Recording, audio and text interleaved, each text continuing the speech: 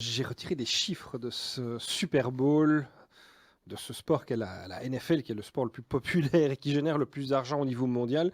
Aussi bizarre que ça puisse paraître pour les fans de foot que nous sommes et que nous connaissons, mais c'est vraiment la NFL qui génère le plus, rien qu'en droits TV par exemple. D'ailleurs, les droits TV, c'est 10 milliards. Tu te rends compte, c'est 10 10 milliards par milliards. an. Donc si on compare à la Première Ligue ou à la NBA, la Première Ligue, on est déjà 50% en dessous, la NBA, on est 5 fois moins aussi. Ça, c'est ce que représente ou ce que pèse la NFL aux États-Unis.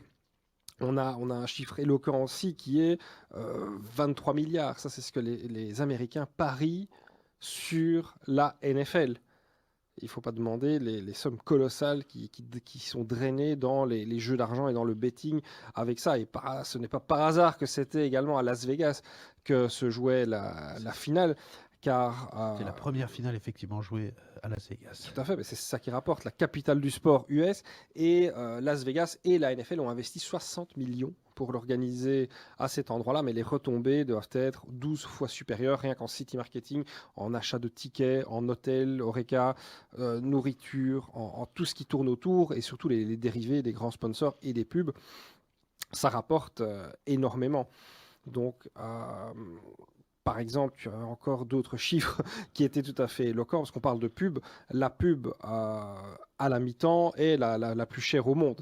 Et Alors, c'est c'était combien cette année? cette année, elle est montée à plus de 7 millions. Donc on ne sait pas exactement où est-ce qu'on en est, mais c'est 7 millions pour ce spot TV. Au total, il y a 70 spots TV qui sont réalisés avec des stars, Ouais. David Beckham, tout le monde. Il y en a pour plus de 460 millions d'achats de pubs sur les chaînes qui retransmettent le Super Bowl. Si tu Incroyable. veux une indication, la finale de la Coupe du Monde, France-Argentine, sur TF1, le spot était à 330 000 euros. Ah oui, on est Donc dans on deux, est, deux catégories on est fort dans différentes. 10 catégories différentes presque. Et ce qui est assez fascinant, c'est qu'il y a des gens qui regardent uniquement pour les pubs. Donc 18% des Américains regardent le Super Bowl pour la pub, tandis que 19% regardent pour le halftime show. Donc Usher cette année. Donc en tout et pour tout, ça fait quand même 38% ou 37% de gens qui ne regardent pas pour le football américain, mais qui regardent pour tout ce qui gravite autour.